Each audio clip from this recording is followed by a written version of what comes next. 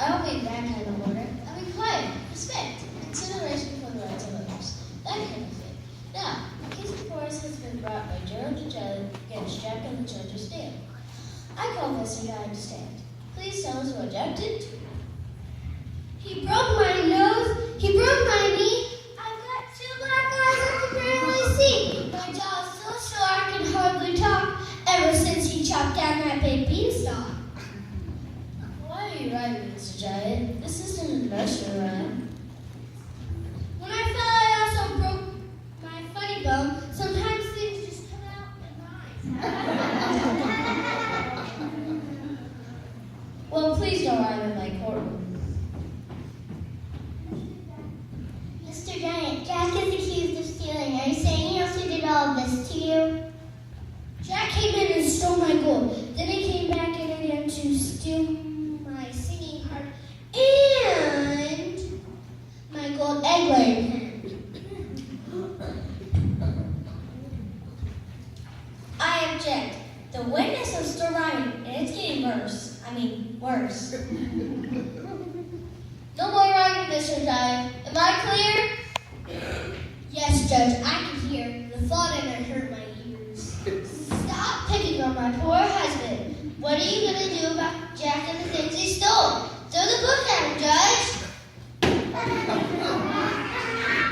I object. What are you objecting now? It's dangerous to throw things. That's just an expression, meaning we should put Jack in jail and throw away the key. I object. Now the prosecutor is throwing things too. Go on, Mrs. Giant. Just don't throw a flame.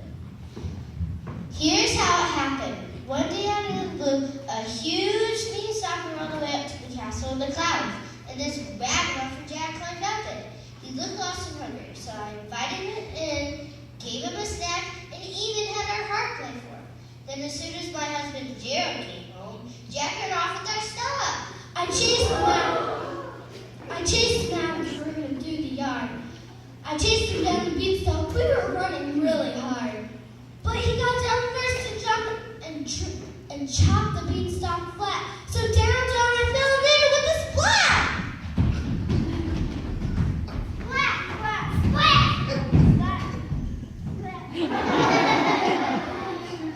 Splat.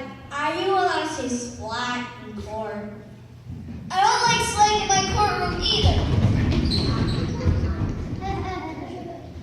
But we're here to find out the truth.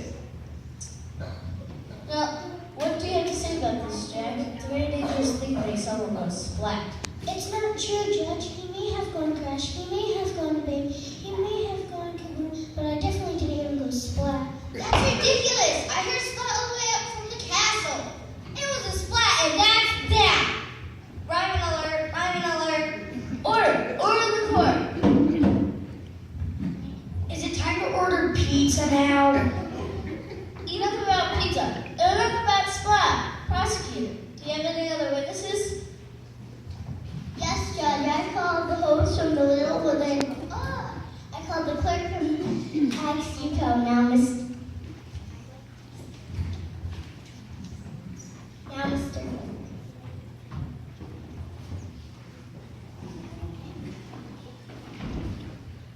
The next, I promise to tell the whole truth, the truth, and nothing but the truth.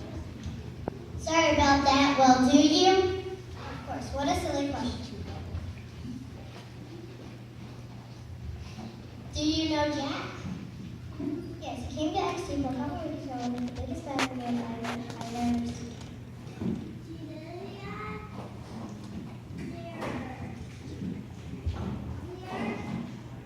That was our retirement money. What did Jack want?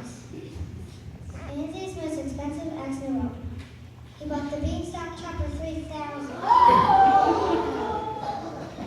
Took the whole bag of gold to buy it too.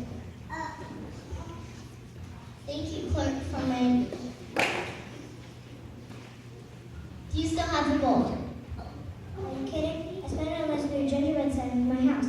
They say it's great for keeping out big red wolves, but it seems to attract kids and hands-on bread. Thank you, clerk, for my next witness. I called the from the Little Woodland Cottage Shopping Network. Do you know the defendant yet? No, but I know his mother. Last week she called the network and bid on the most expensive gown in the world. She wanted to wear it to the AMC ball for Charming was throwing. They're throwing things again. Go on, please. Well, she didn't have any money, but she claimed she had it in the late golden eggs. Did you take the hen for the gown? I may be a fairy tale character, but I wasn't written yesterday. One ticket had that lays golden eggs for all his life. What is it my turn to cross-examine the witness? Okay, go ahead.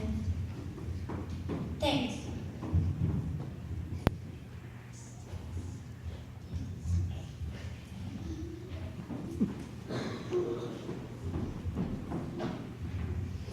Did Jack's mother say where the hen came from? No, but we all know the story. Right. Don't assume that we know the story just because someone else told you. That's where we're having this trial. Maybe Jack's mother raised that hen herself. If Jack grew Beanstock that returning to the clouds, why not have the golden eggs? Huh? She told me Dawn stole it from the shop. I said he got it from Sunshine. That's not the same thing. Stole or got it, still my hand, he better give it back again. He's right again, Judge.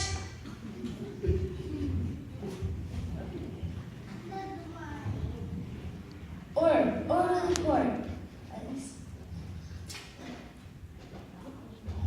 Now, one word about pizza. Defense is ready. Call your witness. It's about time. I call Jack.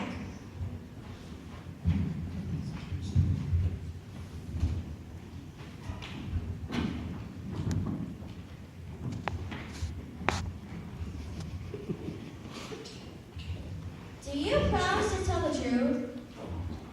The whole truth? Of course, the whole truth. Could it be mostly the truth? No! It has to be the whole truth and nothing but the truth. You're making this really hard. Just tell us what happened. It all started when I took Monkey up to the market. Who's Monkey What?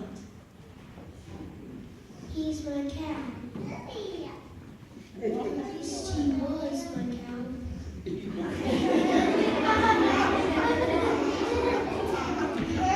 Her. I told you to sell her.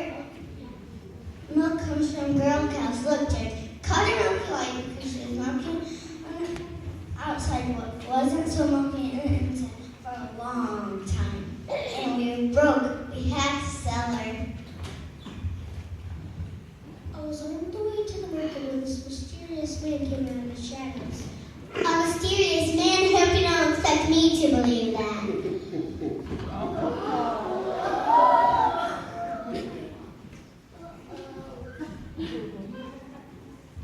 He had a hat on and didn't say a word. That sounds pretty mysterious. He took Monkey White and gave me 5 beans for him. Hurt! Milky White's a hurt anyhow. Did I tell you to sell the cow for beans? Who sells cows for beans? But Mom, I told you they were magic beans. Did you listen? No. You threw them away, and next morning, just like magic, a huge beanstalk was grown in the yard.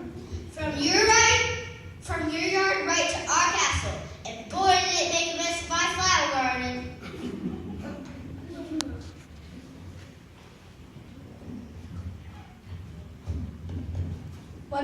What did you do?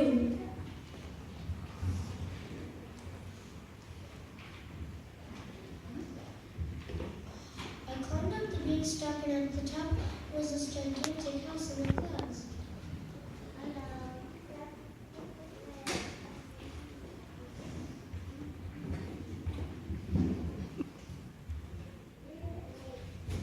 What did you do? I snuck inside after that long climb. I was hungry until it was giant. I was always glad who had gotten lost and climbed up the beanstalk. He fixed me a big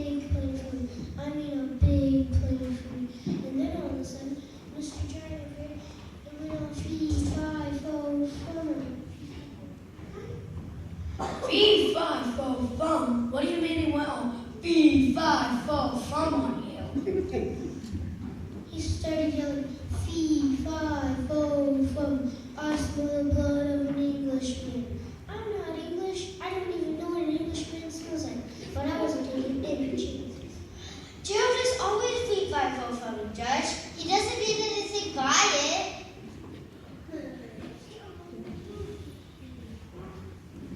Dad, so what did you do? I'm sorry for interrupting, Jeff, but this is getting interesting.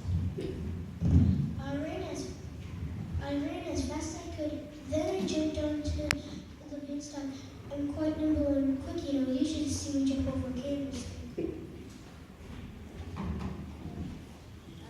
But now the swing is you still have time to stop to steal the bag of gold. That's an excellent point. So, Jack, which were you? Frightened or grieved? Ah, Judge, here I was in a beautiful house with beautiful things everywhere. And we're so poor, I just sold our only cow for 5 beans for Pete's sake. I thought he was going to miss one little bag of gold.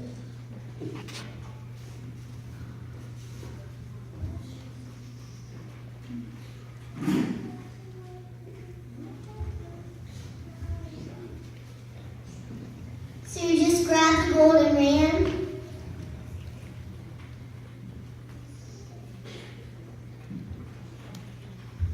He's guilty, Judge. He just admitted it. He didn't mean it, Judge. He didn't know what he's doing. He's guilty! He's guilty! Silence! Now listen, Jack. Did you steal all the trees from Mr. and Mrs. Giant? Yes or no? Yes, I did. And did you chop down the beanstalk? With my husband on it? Yes, I admitted it. I was wrong. But I don't think it's all my fault. I didn't ask for magic beans. I didn't ask for the beanstalk to go to the parents. How about that guy with the beans? Isn't he responsible for what happened too? Who was that guy with the beans anyway? The name is Bean Guy. Bean Guy? Yes, Bean Guy. I'm going to talk from fairy tale, give me all magic beans. I never heard of it before. That's because this is my first fairy tale. After this, they got me scheduled for a fairy tale tour. I need the princess and the pea next. Why give me magic beans? Teach you a lesson. Of course. Fairy tales are about teaching people lessons. For starters, Jack, you will be irresponsible. Irresponsible? How? Your mother told you to go into town this idea. You should leave it to me. First person you met on the road. You're lucky you got beans from her. Didn't anybody warn you about talking to strangers? Wow, you're right. I could have gotten into even worse trouble. How could I ever thank you? Well, now that you mention it, I could use some help with my being an outdoor. Making a magic bean that put beautiful girls to sleep for 100 years. Cinderella went to the princess.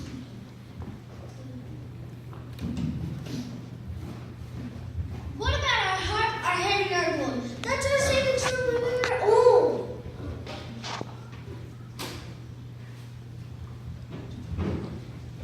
Mr. John is right. Even if his words are kind.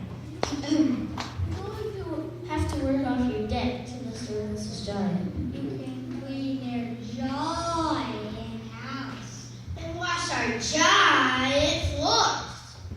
Seems like you got hard for the supper. And oil our squeaky doors. Bean Guy, was this your idea all along? You know how Cinderella has a fairy godmother? Well, Jack, you have Bean Guy. Cinderella went to the prince's ball. You guys go to Giant's castle. They don't think about the consequences of actions before taking something that doesn't belong to you. Mr. Giant, are you satisfied with this decision? Absolutely, Mr. Bean Guy. Hey, I remember that time. I'm cured! Thank you. Okay, I just have one more thing to say. Order! Order in the court! A large pepperoni pizza to go.